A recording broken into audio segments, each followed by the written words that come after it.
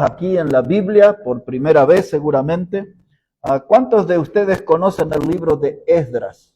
A ver, levante su mano. ¿Quién conoce? ¿Sí? ¿Y de qué habla el libro de Esdras? ¿Alguien sabe de qué habla el libro de Esdras?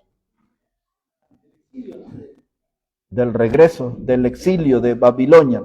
Bueno, al final del mensaje vamos a usar algo muy breve del libro de Esdras, pero ahora quiero animarles a que busquen ahí en sus Biblias, en el Salmo 137, y ahí vamos a encontrar la introducción para nuestro mensaje de hoy y nuestro tema, que será cuerdas desafinadas. Ese va a ser nuestro mensaje en esta noche, cuerdas desafinadas. Salmo 137, les quiero contar, bueno, son casi todos jóvenes ustedes, siempre hay una excepción, ¿no? Pero allá por los años 80 había un grupo de música, creo que eran 2 varones y una mujer, que eran hermanos, me parece también, y su conjunto se llamaba Bonnie M, Bonnie y una M. Y ellos cantaban, y su canción más famosa, que se cantaban en las discotecas y sonaban en todas las radios, era este salmo. Y la gente tardó décadas en descubrir que esa canción que movilizó a tantos en otro tiempo eran textos de la Biblia, de la palabra de Dios. Y ellos lo hacían con un estilo mundano, comercial y todo eso, pero después cuando alguien quiera buscar esa melodía, es lo que vamos a leer ahora aquí. Pero aquí está en una forma de poesía muy profunda y que marca un tiempo de aflicción del pueblo de Israel. Si ya tiene frente a sus ojos, hermanos, Salmo 137. Y de paso le cuento, esa canción mundana se llamaba Ríos de Babilonia. Ríos de Babilonia. Pero la verdadera, aquí está en la palabra, dice Salmo 137, verso 1. Junto a los ríos de Babilonia, allí nos sentábamos y aún llorábamos, acordándonos de Sión. Sobre los sauces, en medio de ella, colgamos nuestras arpas, y los que nos habían llevado cautivos nos pedían que cantásemos, y los que nos habían desolado nos pedían alegría, diciendo: cantadnos alguno de los cánticos de Sión. ¿Cómo cantaremos cántico de Jehová en tierra de extraños? Si me olvidare de ti, oh Jerusalén, pierda mi diestra su destreza. Como les dije, hablaremos acerca de cuerdas desafinadas.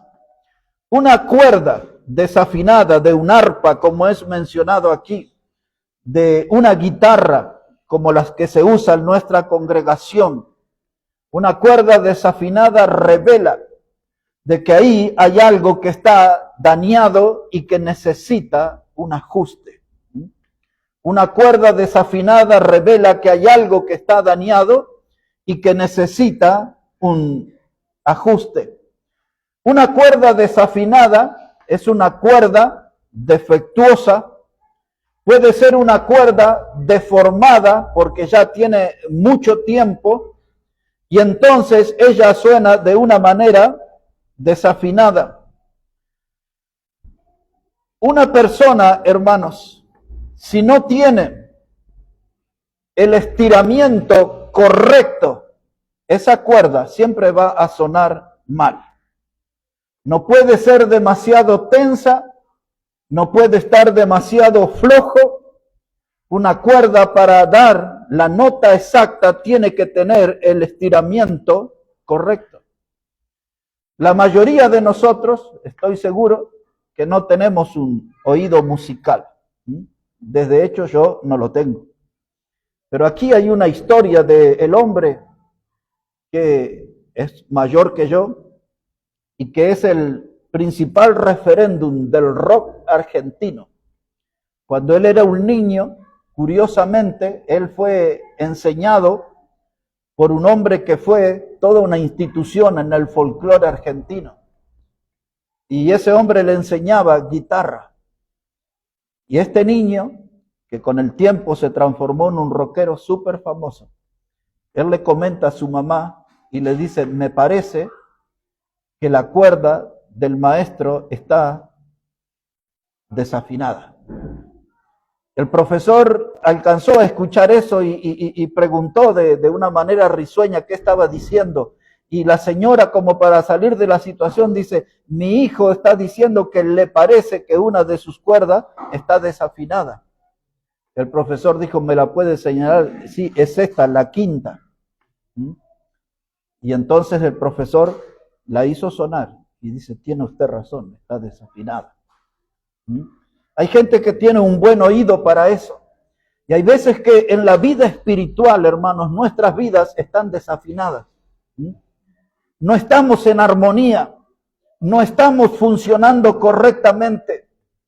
O estamos demasiado tensos o estamos demasiado flojos. Y a veces nuestras vidas representan cuerdas desafinadas. Algo que no transmite una música que es agradable. No es la música de Dios la que transmite nuestras vidas. Y aquí tenemos los arpas o las arpas colgadas en los sauces. Ese no es el lugar para el instrumento. Un instrumento tiene que ser protegido, tiene que ser cuidado y hasta mimado. Son tantas las historias que conocemos de gente que duerme con su guitarra y hay gente que dice, en la vida puedo prestar cualquier cosa, menos mi guitarra. Porque aman el instrumento, cuidan al instrumento. Y nosotros, hermanos, Dios nos ha dado un cuerpo para cuidar, para usarlo, para su obra, para su gloria. Y nosotros no podemos emitir el sonido de una cuerda desafinada. Dios quiere que nuestra vida produzca un buen sonido. Dice aquí la palabra de Dios, las arpas estaban colgadas. Un pueblo, Israel, aquí, estaban cautivos en Babilonia, rodeados por los enemigos. Habían llegado allí como esclavos y transitaba en la memoria de ellos el dolor de haber visto la casa de Dios y el templo de Dios destruido, incendiado. Ellos estaban recordando lo que sucedió en el año 586 antes de Cristo, cuando Nabucodonosor entró con sus tropas y mató más de 1.100.000 judíos y derrumbó el templo, incendió la casa de Dios. Y estos que eran cautivos tenían ese dolor en su memoria de ver la casa de Dios que se había derrumbado, que la habían incendiado. En aquellos días tenían en su memoria el dolor de ver niños pequeños que eran tomados de las piernas y reventaban sus cabezas contra las rocas. Pues eso es lo que hicieron los babilonios en sus invasiones. Mujeres jóvenes abusadas y toda aquella imagen les perseguía. Y ahora en el cautiverio se iban a la orilla de los ríos a pensar en su tierra y el dolor transitaba por sus memorias. Y alguien se podía preguntar allí, de esos cautivos que estaban sentados, eran grupos de gente entristecida, de nostálgicos. Y alguno de ellos se podría preguntar, ¿y cómo llegamos aquí? ¿Y cómo estamos aquí ahora como esclavos? Impedidos de libertad. Estamos aquí en tierra extraña, en gente que tiene una cultura diferente, tienen un idioma diferente, de gente que tiene una religión diferente. ¿Qué estamos haciendo aquí en este lugar? Y este salmo está muy conectado a nuestra vida y a esta noche en esta reunión, porque hay tres cosas que les llevaron a ellos a ser cautivos y a sufrir el dolor Quizás algunos supieron allí que no sabían que el dolor dolía tanto. Y hay 3 cosas que ellos hicieron, que son los mismos 3 problemas que tenemos nosotros en esta generación. En primer lugar, ellos llegaron ahí porque sintieron un rechazo por la palabra de Dios. Ese es el primer paso para llegar a estar en un estado de esclavitud, de ser prisionero de algo o de alguien. Prisionero del diablo, prisionero de un vicio, algo. Cuando la gente muestra, hermano, un rechazo a la palabra de Dios, esa gente se está metiendo en problemas porque le abre las puertas al enemigo. Y hoy hay mucha gente que rechaza la palabra de Dios. Y aún en nuestra propia congregación hay gente que ama la palabra de Dios, pero no tanto ama la palabra de Dios, sino todos nuestros cultos estarían llenos. Los domingos tendríamos reuniones a la mañana, a la tarde y a la noche. Si todos amaran la palabra de Dios, no tendríamos sillas vacías. Y eso no es buena señal, hermano, porque esa gente llegó a ser esclavos, llegaron al cautiverio, porque ellos rechazaron la palabra de Dios. Y luego el segundo pecado que les llevó a ser esclavos es que ellos despreciaron al predicador. En estos días, el predicador era Jeremías, era Isaías, era Ezequiel, predicaba el profeta Ageo, predicaba Malaquías, todos esos eran predicadores contemporáneos. Pero el más sobresaliente, el que más advirtió sobre el peligro de ser esclavo fue el profeta Jeremías e Isaías. Fueron los 2 predicadores que Dios usó para advertir al pueblo, para llamar la atención al pueblo, pero el pueblo siempre mostró un desprecio por el predicador. Comenzaron rechazando la palabra de Dios. Segundo lugar, despreciaron, hermanos, al predicador. Y en tercer lugar, descartaron a Dios de su vida. Rechazaron, despreciaron, descartaron a Dios de su vida. Lo dejaron a un costado de su vida. Dios ya no era el centro, no era importante para ellos. Y así, hermanos, tenemos muchos creyentes que se sienten autosuficientes, que pueden ir adelante, que pueden tener logros en la vida sin Dios y no le dan lugar a Dios. Y no solo creyentes, hay iglesias enteras, hermanos, como la de la historia, la iglesia de la Odisea, de Apocalipsis, que el Señor dice que está a la puerta y llama, y esa iglesia lo dejó afuera el Señor. Que el Señor tenía que ser el centro de la reunión, tenía que ser el objeto de adoración de esos creyentes. Sin embargo, lo dejaron afuera y el Señor estaba golpeando la puerta para entrar a su iglesia. Esa iglesia de la Odisea hoy, hermanos, se repite por todas partes. Hay iglesias con ese estilo, donde el hombre es el centro y Dios está afuera. Esta gente, hermanos, rechazó la palabra de Dios, despreció a los predicadores y descartó a Dios. Y ahora estaban allí, porque un día le abrieron las puertas al enemigo. Y cuando el enemigo ve la oportunidad, destroza, se mete y hace daño, aplasta todo a su paso, destruye todo a su paso. El diablo no sabe, hermano, lo que es amor, lo que es misericordia. Una vida que le da una oportunidad, una iglesia que le deja la puerta entreabierta a él, se mete y destruye todo.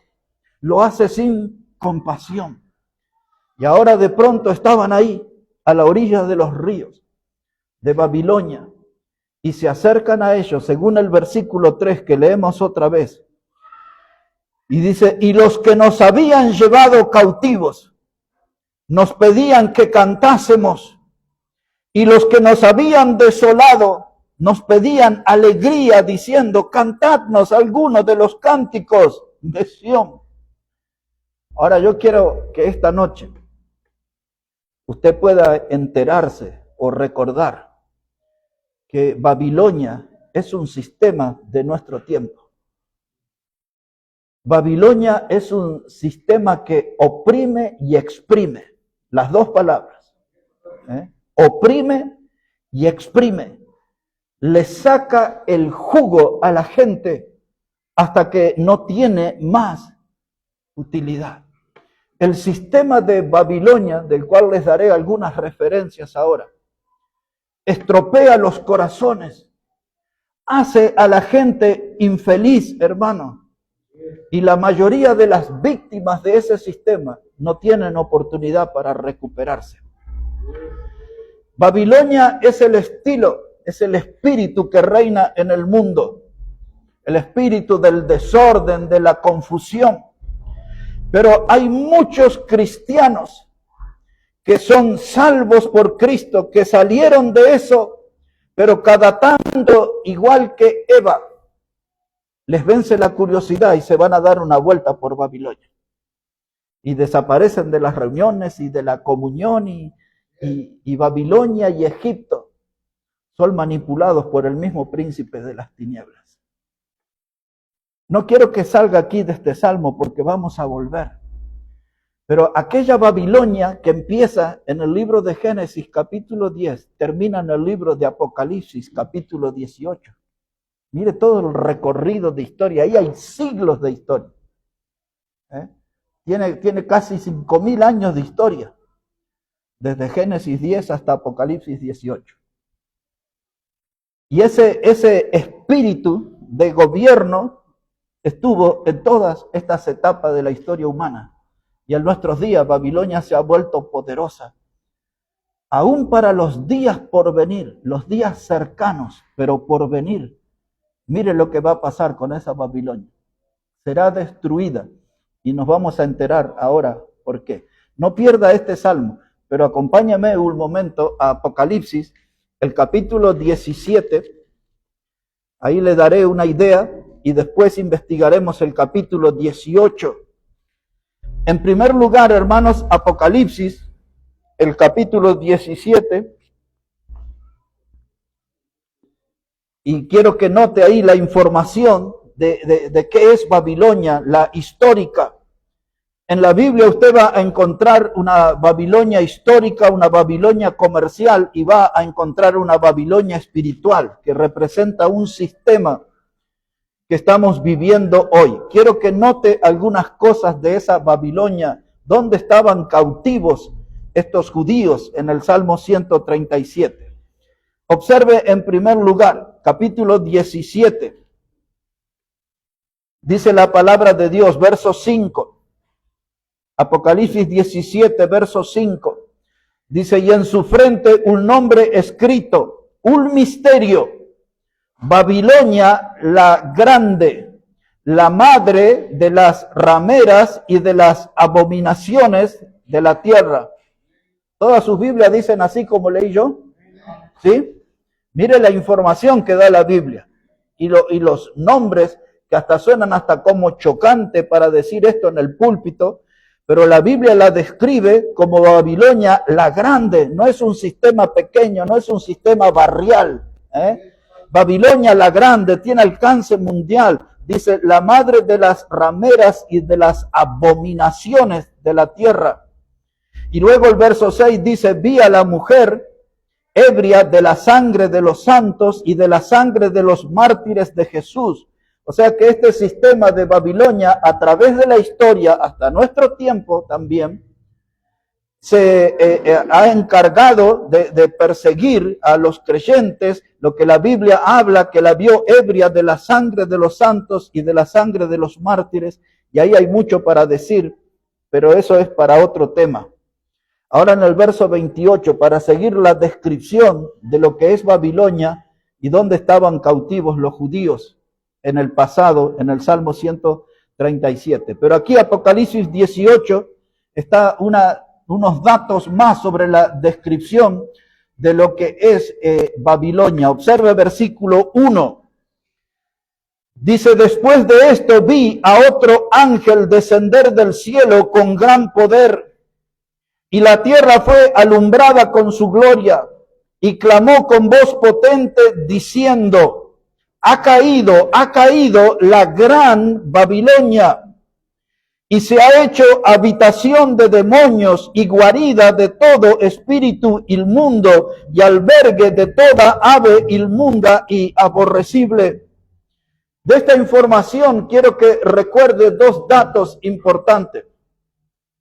Dice la Biblia aquí en este versículo 2 que hemos leído que Babilonia es guarida de espíritu inmundo y albergue de demonios. Es casi la misma figura. Hermanos, una guarida de demonios. Ese es el sistema que rige. ¿Y quién maneja todos esos demonios? El príncipe de este mundo. El que maneja Babilonia, el príncipe de las tinieblas, de la oscuridad. Y muchos creyentes son atraídos por este sistema babilónico. Y muchos no tienen oportunidad de recuperarse. Algunos pueden volver a reencontrar el camino del Señor, a recuperar la comunión con el Señor, con una iglesia local, pero hay otros que se pierden definitivamente en las tinieblas de Babilonia. Babilonia tiene su poder, es una guarida de demonios, es un albergue, hermanos, de espíritus inmundos, es un lugar donde toda la actividad es manipulada por el diablo. Y ahí se meten los creyentes o se vuelven los que no están caminando bien en el Señor. Quiero que observe un dato más aquí. En este capítulo 18, versículo 9, para que sepa lo grave de esta Babilonia. Solamente estoy dándoles una breve descripción, pero necesitaríamos varias prédicas para conocer todo lo que es Babilonia. Pero un dato más en esta descripción, versículo 9, Apocalipsis 18, verso 9, dice, y los reyes de la tierra que han fornicado con ella, es decir, con este sistema, y con ella han vivido en deleites, llorarán y harán lamentación sobre ella cuando vean el humo de su incendio. Ahora quiero que note esto, que esa Babilonia, hermano, lo que ofrece es deleites. La gente siente sus placeres, tiene sus alegrías momentáneas, pasajeras. Es lo que Moisés describió sobre Egipto con aquella expresión, los deleites temporales del pecado. Hay placer en el pecado, pero también hay ruina. Hay placer en el pecado, pero también hay muerte. La Biblia lo dice, la paga del pecado es muerte. El que coquetea con el pecado, transita en el pecado, se encontrará con la muerte. Y ella le da sus deleites, sus placeres. Quiero que observe aquí ahora, en el capítulo 18, lo llevo un poquito atrás, al versículo 3. Apocalipsis 18, 3.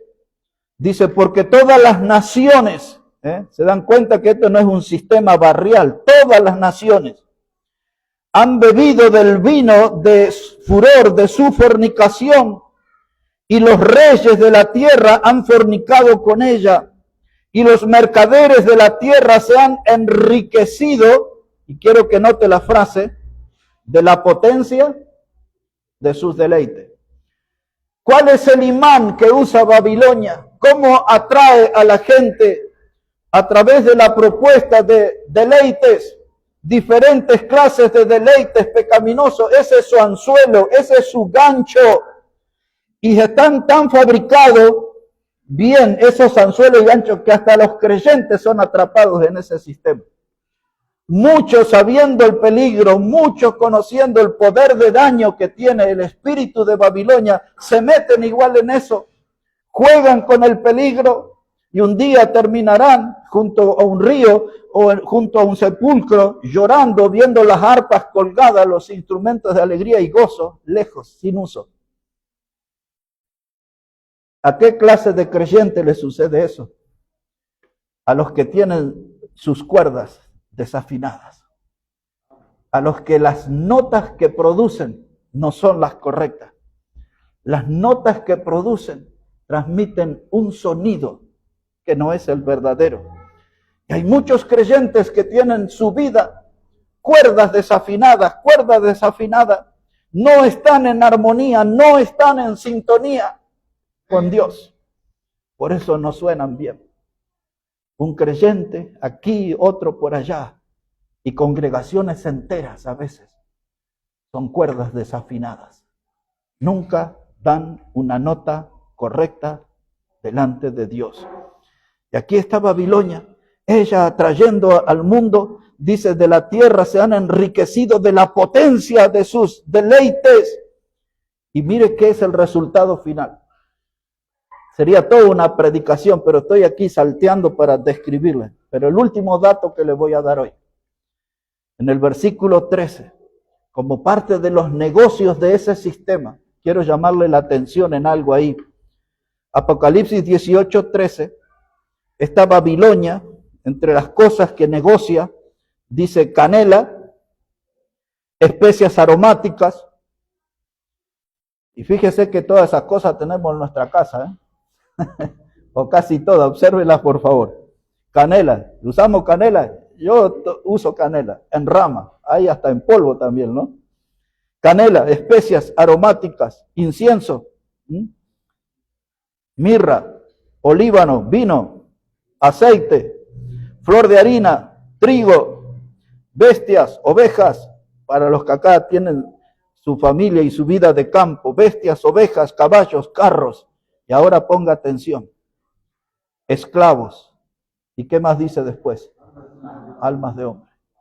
No solamente las cosas, los productos que se negocian, no solamente animales atrapados, sino que este sistema de Babilonia tiene atrapado almas, dice la palabra de Dios, almas de hombre. ¿Y en qué carácter están? Como esclavos. Como esclavos. La misma figura que en el Salmo 137 nos proyectó aquí. Esto es solamente una idea, hay mucho más, pero necesito volver al Salmo 137 para profundizar en este asunto de cuerdas desafinadas. En el Salmo 137, hermanos, versículo 3, volvemos a leerlo. Dice la palabra, y los que nos habían llevado cautivo nos pedían que cantásemos, y los que nos habían desolado nos pedían alegría. Para que vea, hermano, que las que están en Babilonia son gente con sentimientos salvajes. Esa gente, hermano, de Babilonia sabía el daño que hicieron, cómo quemaron la casa de Dios, derrumbaron el templo de Dios, la cantidad de asesinatos que produjeron, masacre, cómo mataron niños, los abusos que hicieron de las mujeres, todo lo que hicieron, hermanos. Y ahora venían con ese espíritu de cínicos y le decían, cántennos esas canciones alegres, cántennos. Y esa gente estaba torturada en su memoria por todas esas imágenes terribles, pero ellos querían, hermanos, sumar al dolor de estos cautivos. Decían, cántennos canciones alegres, aquellas canciones de su tierra, queremos escucharla. Nos pedían, dicen ellos, y el texto se encarga de decirnos, hermanos, aquellos que nos habían desolado, aquellos que nos tomaron por cautivo, por prisionero, ellos nos estaban pidiendo que encima les demos alegría. Ese es el espíritu de Babilonia, salvaje y cruel. Es un sistema, hermanos, donde a veces algunos cristianos, que son cuerdas desafinadas, se meten en los vericuetos de la Babilonia moderna. La Babilonia es todo lo que tenemos fuera del camino del Señor. Es todo lo que está fuera del camino del Señor. Y ahora, a modo de recuerdo, porque ya no los quiero sacar del Salmo aquí, hay un profeta en la Biblia que se llama Oseas. Y es en el capítulo 11 del libro de Oseas, Dios le habla a su pueblo, usa el nombre de Efraín para referirse a Israel ahí. Y Dios le dice a su pueblo de que ellos lo habían abandonado, dice Dios. Dice, y ustedes le estaban ofreciendo holocaustos a Baal. Ustedes estaban, dice Dios, estaban ofreciéndole inciensos a los Baales, sacrificaban a los ídolos sahumerios, usa la palabra Dios. Y luego dice, pero yo siempre los quise abrazar a ustedes, pero el pueblo quería el pecado, idolatría, no lo quería a Dios. Y entonces el profeta usa un texto que es muy conocido, donde Dios le dice a su pueblo, dice, yo con cuerdas humanas te atraje y con cuerdas de amor. Usa esa palabra, cuerdas humanas, cuerdas de amor. Dios estaba ofreciéndole un abrazo al pueblo que estaba sufriendo porque se volvieron a los ídolos. Y hay veces, hermanos, que Dios nos mira en este tiempo atrapados en el pecado, cautivos, prisioneros de un pecado o de muchos pecados. Y Dios nos llama, hermanos, con cuerdas de amor. Ven a la Biblia, regresa a la oración, vuelve a la casa de Dios, recupera tu comunión con los hermanos, fortalece tu comunión con Dios. Él nos llama con cuerdas de amor. Nos llama. Pero nosotros respondemos con oídos sordos. Somos tercos, empecinados. Y si usted ha oído aquí en la Argentina, la gente dice, vamos a morir con la nuestra. ¿Cuál es la nuestra? ¿Cuál es la nuestra que tanto se jactan? No es nada más que un espíritu de orgullo, de arrogancia. Hasta es más, dicen ahí en las calles de Buenos Aires, vamos a morir con los botines puestos o las botas puestas de ojos abiertos. Son como desafiantes, irreverentes, irrespetuosos. Pero el Dios de la Biblia es un Dios de amor. Dice, yo con cuerdas de amor los quiero traer. Pero como todos sabemos, las cuerdas en algún momento de la vida se rompen, se cortan. Y algún día Dios va a dejar de llamarnos. Y va a decir, si eso es lo que quieres, sigue tu camino. Pero ya se sabe cuál es el fin. Porque inevitablemente la paga del pecado es muerte. Inevitablemente. Pues ahí está Oseas también. Y yo quiero decirle esto en esta noche. Si somos gente de cuerdas desafinadas, tengamos cuidado porque las tinieblas nos llaman. Las tinieblas tienen programas para nosotros. Nosotros decimos, se me apareció una tentación, se me cruzó una tentación. No, fue algo programado por el diablo. Las tinieblas siempre nos llaman y están más cerca de los que pensamos. La Biblia habla de las obras de las tinieblas, hermano. Ese es un sistema. Y ahora Salmo 137, verso 4. Miren lo que decían los hijos de Dios allí. Salmo 137. Versículo 4, dice, ¿cómo cantaremos cántico de Jehová en tierra de extraños? Si me olvidare de ti, oh Jerusalén, pierda mi diestra su destreza. ¿Quieren escuchar una situación incómoda que pasé? ¿Qué año sería? Quizás 2006, 2007. Durante 11 años seguidos, yo prediqué en una cantidad de iglesias, pero todos los años, por 11 años prediqué. El último jueves de enero hasta el domingo, que a veces era el 1 o 2 de febrero. Y ahí se celebra la fiesta de ¿qué virgen? No se haga que fueron cristianos evangélicos toda la vida. El 2 de febrero, ¿qué virgen? La de la Candelaria. Y ahí estaba toda la gente. Este es en la ciudad de Humahuaca. Y entonces, a la noche, hay se llama el monumento a la independencia. Todos le dicen el monumento al indio, pero el nombre original es monumento a la independencia. Está allá alto, un indio de metal, y para llegar a él tiene que subir 126 escalones. Cada uno de esos escalones recuerda la muerte de uno de los soldados de las tropas de Belgrano, pero no les voy a contar la historia. Pero ahí está, es Humahuaca.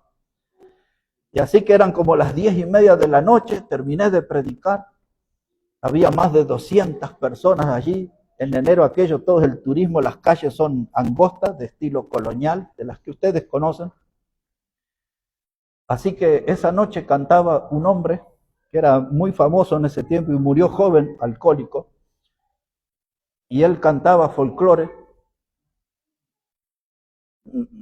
Quizás algunos hasta han escuchado una canción que se llama Guanuqueando, era la que él estrenaba ahí, ¿la conocen? Y entonces allí había una multitud, como 2000 personas. De Vilca, sí, Vilca. Y lo vi ahí y un día lo vi cantando para 7 personas al lado de la iglesia. y Ricardo Vilca. Y entonces me voy ahí, había como 2000 personas y me fui solito. Yo quería escucharlo a él, porque lo había escuchado cantar para esas 7 personas detrás de un vidrio desde la calle y dije, oh, este hombre me gusta sus letras, sus cosas. Y le pregunté a un hermano, ¿y este quién es? Y me dijo, esta es su historia y yo lo conozco y ta. Y cuando supe que él estaba esa noche, gratis, en la plaza me acerqué. Bueno, es larga la historia, solo para decirle esto. Que yo perdido en la multitud, alguien me toca el hombro. Y dice, pastor, ¿qué está haciendo acá? Atraído por las tinieblas. ¿No? Entonces yo fui a escuchar ahí al músico. Pero si nosotros, hermanos, estamos en un estilo, acostumbramos nuestra vida, y me voy a carnavalear, y me voy a la entrada, y me voy con la comparsa, y me voy con este grupo y con otro, de charrúa y todo lo que usted ya conoce. Y alguien le dice, ¿qué está haciendo aquí? Porque de las cosas que nombré y de otras, varios de los que vienen a esta iglesia estuvieron en lo que va del año, en estos 4 meses del año. Estuvieron en esos lugares. Chismosos, abstenerse de preguntar. Pero varios. Es más, hasta algunos que no sabían me llamaron para decirme, mire que si le contaron sí, pero yo fui un solo día y yo ni sabía que había ido. No, hasta algunos se atajaban así. Pero a veces, hermanos, sucede como dice acá este verso 4, ¿cómo cantaremos cánticos de Jehová? Estoy aquí en la fiesta de la salacita, estoy aquí en una sección de Tinku, y alguien dice, ¿no puedes cantar un salmo aquí? ¿Cómo voy a cantar? Estoy impregnado de mundo en un ambiente, hermano, donde no hay espíritus buenos. Tremendo. Y hasta algunas veces estoy incómodo en el fútbol. Yo sé que ese es mi campo misionero y estoy para predicar y para hacer cosas y todo eso, pero a veces estoy incómodo. Y hasta a veces hasta la gente se da cuenta porque vienen los borrachos y me abrazan y me dicen, saque foto. Y muchas veces me dicen, ¿no lo comprometemos? No, ya estoy, este es mi campo misionero. Pero muchas veces hasta ellos se dan cuenta que no somos del mismo palo. ¿Y cómo yo voy a cantar, hermano, en un lugar extraño, en una fiesta familiar donde corre alcohol por todos lados y acusaciones y gente de entre familiares que se miran y esas miradas son como puñales o como balazos que cruzan en la reunión? Y yo estoy ahí. Y a veces soy cómplice de muchas cosas. Y entonces esta gente del pueblo de Dios dice, ¿cómo cantaremos en tierra extraña? Este no es nuestro lugar. Y todo eso trae, hermanos, diciendo, ¿y cómo llegamos a este lugar? ¿Y qué hacemos en este lugar? Es porque nosotros hemos dejado a un lado la palabra de Dios. Es que nosotros hemos despreciado al predicador. Es que nosotros hemos descartado a Dios de nuestra vida. Y por eso estamos aquí, infelices, a la orilla de un río, llorando, lamentándonos. Y los instrumentos que fueron hechos en los días de Moisés y en los días de David para glorificar al Señor, ahí están abandonados con cuerdas desafinadas, colgados en los sauces, cuando deberían estar en las manos de los que tienen que honrar y glorificar al Señor. Y dice, ¿y cómo nosotros cantaremos cántico a Jehová en esta tierra de extraños? Y ahora le voy a hacer breve, el verso 5. Dice, si me olvidare de ti, oh Jerusalén, pierda mi diestra su destreza. Y lo voy a dejar ahí porque lo que me invita a la reflexión a mí es esta frase que dice, si me olvidare de ti, oh Jerusalén. ¿Qué implica esa frase? Si me olvidara del templo, de la casa de Dios, de los que cantaban salmos, de los levitas que administraban las cosas santas, del arca del pacto. Ay, si me olvidara de ti, Jerusalén, de todos los que tiene para nosotros, hermanos, cuando la Babilonia nos atrae, nos seduce, nos atrapa, hermanos, y nosotros estamos en esos lugares. ¿Y cómo me voy a olvidar del monte Calvario y que Él murió por mí? Porque eso sucedió en Jerusalén. ¿Cómo me olvidaré del que fue a la cruz por mis pecados? ¿Qué hago yo pisoteando esa obra en este ambiente babilónico? ¿Qué hago yo en este antro de perdición, olvidándome del que murió en la cruz por mí en Jerusalén, en el monte Calvario? Este pasaje tiene mucho que ver con nuestra vida, hermano. Este pasaje es una invitación en esta noche a revisar nuestras cuerdas, si están desafinadas o no. ¿Cómo están nuestras cuerdas? Y si va a ser un repaso de las cuerdas, repase las cuerdas vocales también, para ver a quién están cantando. En la semana, ¿para quién han cantado? ¿Qué cosas estuvo involucradas sus cuerdas vocales? Ya que de cuerdas hablamos. ¿Sabe qué, hermano? Todos los sufrimientos tienen un fin. Esto no dice la Biblia, pero dice la gente ahí en la calle. Dice, no hay mal que dure 100 años, dicen, ¿no? Pero los sufrimientos siempre tienen un fin. Cuando pensamos en los sufrimientos de Job, que fueron terribles, tuvieron un fin. En el capítulo 42 de su libro nos cuenta en detalle cómo terminó aquel tormento tremendo de aquella sarna maligna que el diablo le puso en su cuerpo, le pegó a su cuerpo.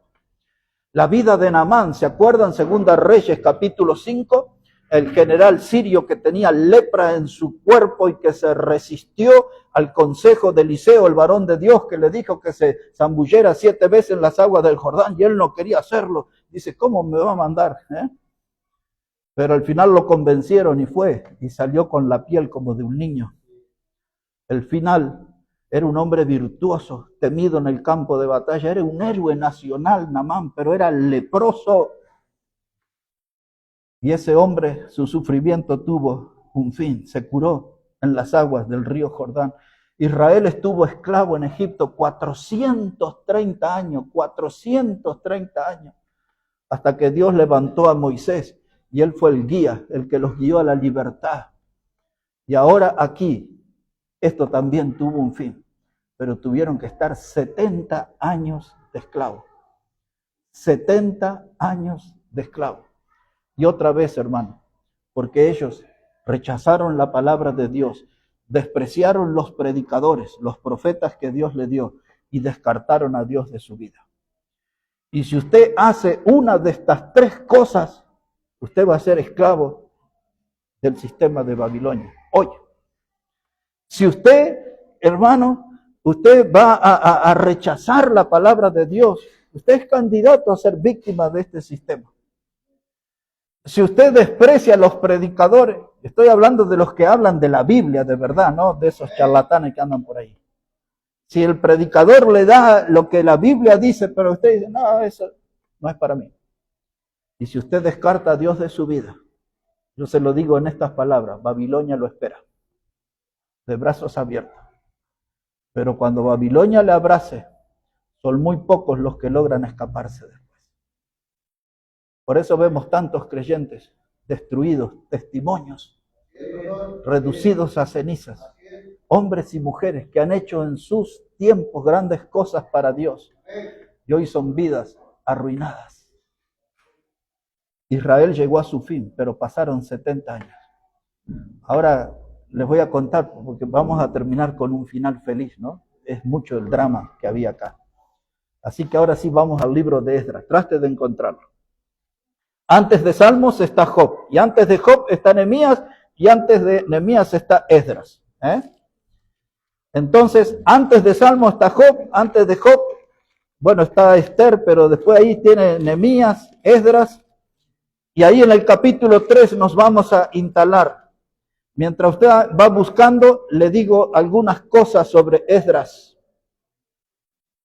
Esdras, hermanos, era un sacerdote, un sacerdote de Dios. Esdras era un predicador y de la categoría de los buenos. Esdras era un líder. Cuando Dios, hermanos, y el último dato que les voy a dar, según los más antiguos, el libro primero del libro de las crónicas, segundo libro de las crónicas, el libro de Esdras y Nehemías en la antigüedad era un solo libro todo. Eso es lo que dicen los historiadores. Pero Dios llamó a Nehemías primero. Y Nehemías tuvo que venir a reconstruir los muros de Jerusalén. Todo lo que el daño que hicieron los babilonios, dice Nehemías en el capítulo 1, que las puertas habían sido quemadas, reducidas a ceniza, las paredes derrumbadas, todo aquello era escombro, era un desastre tremendo. Dios lo levantó a Nehemías, que era un copero del rey, para restaurar los muros de la ciudad de Jerusalén. Años después, Dios levantó a Esdras, a este sacerdote, y él vino para volver a poner bases para un nuevo templo, y él vino para instalar la palabra de Dios, la palabra de Dios en la lengua de los hebreos, porque estuvieron 70 años escuchando lengua caldea. 70 años. Y ahora el lenguaje puro vino en los días de Esdras. Él se paró como uno de los predicadores. Un predicador que no le nombré de ese tiempo era Ageo, que usted va a tener que leer ese libro esta noche. Son 2 capítulos nada más, 2 hojas nomás. Pero si ustedes leen ese capítulo, van a entender todo lo que voy a leer aquí en Esdras y todo el mensaje. Pero tiene que leer ese libro. Ageo. ¿Ya estamos, hermanos? Estamos en la parte final del mensaje, así que no. Prepárese. Aquí, Esdras, capítulo 3. Le voy a leer versículo 8 primero. Esdras 3, verso 8. Dice, en el año segundo de su venida a la casa de Dios en Jerusalén, en el mes segundo comenzaron Zorobabel, hijo de Salatiel, Jesúa, hijo de Josadac, y los otros sus hermanos. En el libro de Ageo aparecen estos hombres, solo que Jesúa aparece con el nombre de Josué directamente. Dice, y los otros sus hermanos, y los sacerdotes, y los levitas, y todos los que habían venido de la cautividad, de los 70 años, todos los que vinieron de la cautividad a Jerusalén, y pusieron a los levitas de 20 años arriba para que activasen la obra y la casa de Jehová. Y ahora en el versículo 11, que es donde vamos a sacar la lección, dice, y cantaban, alabando y dando gracias a Jehová, diciendo, porque Él es bueno y porque para siempre es su misericordia sobre Israel. Y todo el pueblo aclamaba con gran júbilo, alabando a Jehová, porque se echaban los cimientos de la casa de Jehová. ¿Por qué estaban echando los cimientos? Porque los babilonios habían pasado y habían tirado todo abajo, incendiaron toda la casa de Dios. Y ahora estaban haciendo nueva. Verso 12.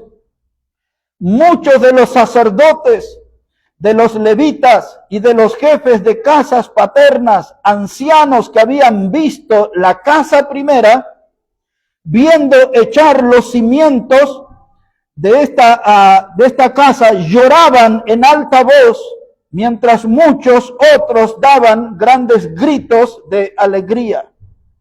Y no podía distinguir el pueblo el clamor de los gritos de alegría de la voz del lloro, porque clamaba el pueblo con gran júbilo y se oía el ruido hasta de lejos. Esta es la escena, hermano. Se la resumo. Predicación de la palabra de Dios. El pueblo congregado.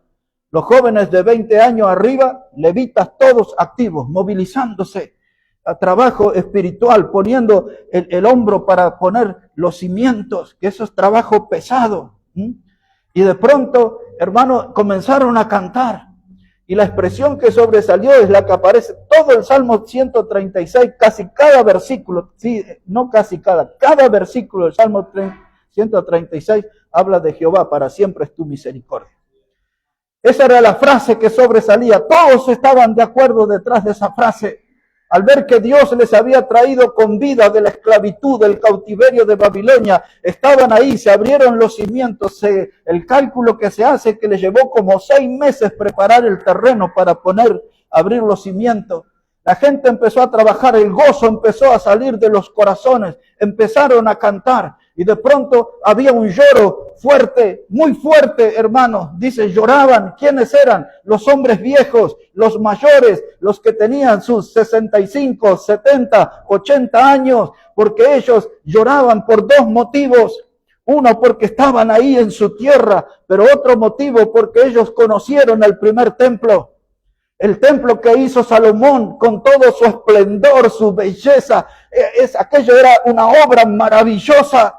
Y esos hombres viejos habían visto ese templo y se dieron cuenta que el que iba a ser ahora era mucho más pequeño, era muy diferente, y lloraban lamentándose de que no iban a poder tener aquel esplendor del templo que llevó adelante Salomón. Pero de pronto los jóvenes gritaban, ellos estaban súper felices, aquí estamos trabajando en la casa de Dios, en la obra de Dios, y aquello, hermanos, sonaba como cuerdas desafinadas. No había una armonía. Unos lloraban por un lado, otros gritaban de alegría por otro. Las cuerdas estaban desafinadas. Había que unir esto. Había que unir. La gente vieja, hermanos, los mayores, dijeron, nosotros vimos la casa que Salomón levantó. Y nos duele. Y ahora, hermanos, yo miro las iglesias de hoy.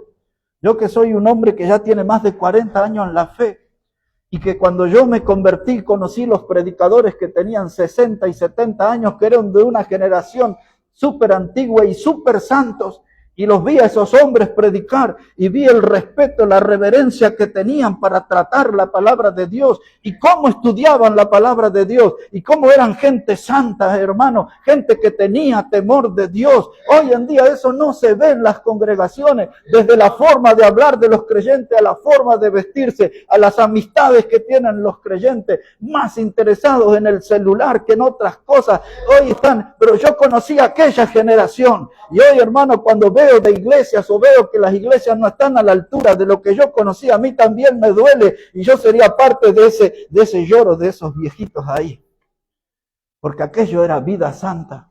Hoy hay mucho libertinaje en las iglesias, mucho libertinaje, y cada vez hay más predicadores que caen en el pecado y se van al mundo y están involucrados en cosas horrendas porque ya no hay temor de Dios. Pero yo vi a aquella gente santa, y ya le hablé a unos cuantos de ustedes varias veces con nombre y apellido de esa gente que yo pude caminar y aprender y ver el ejemplo de vida que transmitían. Y todavía Dios no cambió, todavía Dios dice, sé santo porque yo soy santo. Pero ahí estaban, con ese sentimiento ambiguo, una mezcla de dulce y salado, un dulzor y algo amargo. Los viejos lloraban, los jóvenes gritaban. Había que afinar las cuerdas y ponerse todo en la misma sintonía. Y había que trabajar. Entonces Dios habló. Les voy a exigir para buscar el libro de Ageo, y ahí leemos y ahí terminamos. Porque no quiero confiarme de que usted lo va a leer en su casa, porque sospecho que no lo va a hacer. Así que busque el libro de Ageo para que vea lo que era el final feliz. Cómo las cuerdas se afinaron, bajo qué promesa.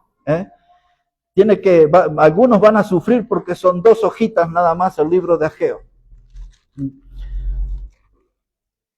Así que bueno, hermanos. Y de paso podrían aprovecharlo y leer todo el libro de Ageos, y hasta mañana me podrían hacer algunas preguntas sobre ese libro. 2 páginas nada más. Si no lo encuentra, hermanos, solamente déme la atención. Y yo les voy a leer aquí Ageo capítulo 2, versículo 7. Y sí tiene que poner atención porque en lo que voy a leer hay algo que tiene que ver con el futuro cercano, de lo que nos espera. Entonces los que les voy a leer, hermanos, si no lo encuentra, es Ageo capítulo 2, versículo 7. Ahora Dios es el que habla y Él dice, haré temblar a todas las naciones y vendrá el deseado de todas las naciones. ¿Tiene usted sospecha quién puede ser el deseado de todas las naciones? Está hablando de nuestro Señor Jesucristo. Note la palabra deseado, ¿está con mayúscula ahí? ¿Está con mayúscula en su Biblia? Está hablando del Señor Jesús. Dice, y vendrá el deseado de todas las naciones y llenaré de gloria esta casa, ha dicho Jehová de los ejércitos. Verso 8, mía es la plata y mío es el oro, dice Jehová de los ejércitos. Verso 9, y la gloria postrera de esta casa será mayor que la primera, ha dicho Jehová de los ejércitos. Y ahora, aquí está, Dios le dice a los mayores que vieron el primer templo, pónganse en bien, júntense a los jóvenes, ustedes que están gritando, vengan aquí, vamos a usar aquí una cuerda afinada, Vamos a producir el sonido correcto. Y todos ustedes, los viejitos y los jovencitos, los que lloraban y los que gritaban, todos van a estar ahora bajo esta gran promesa que va a venir el deseado de las naciones.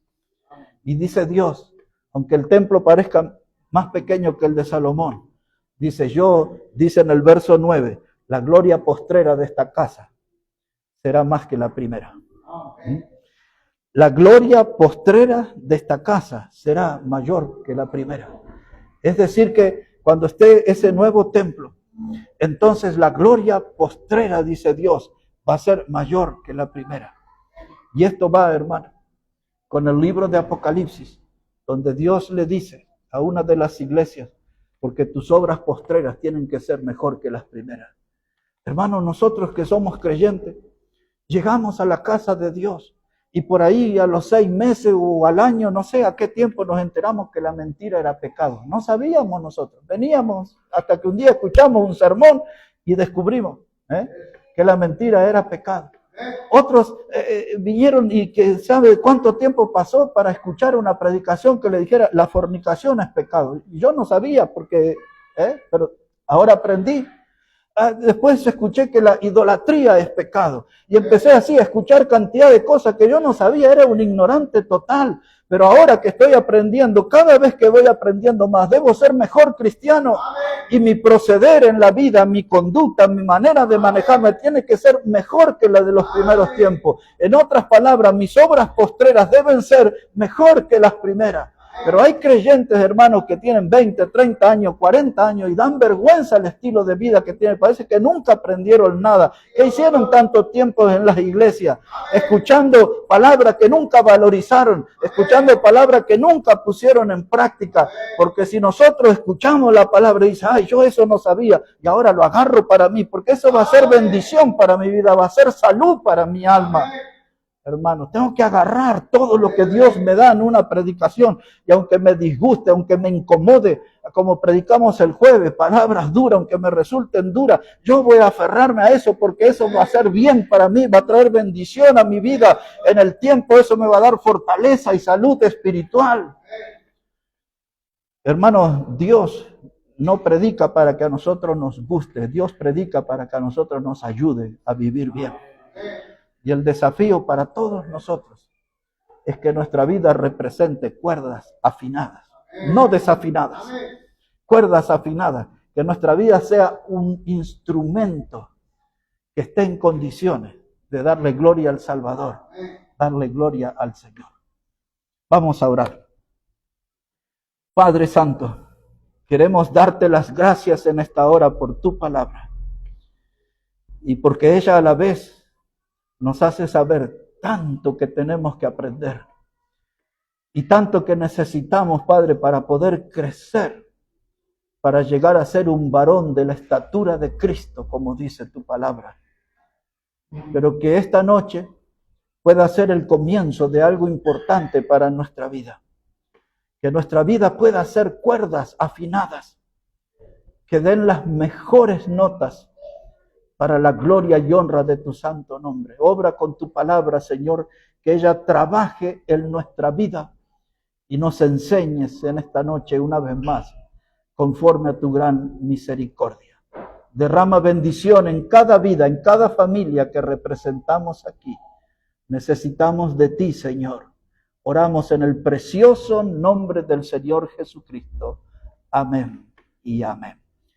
Amén, hermanos, amén. Que Dios bendiga su palabra. Hermano Omar, si puede venir, por favor.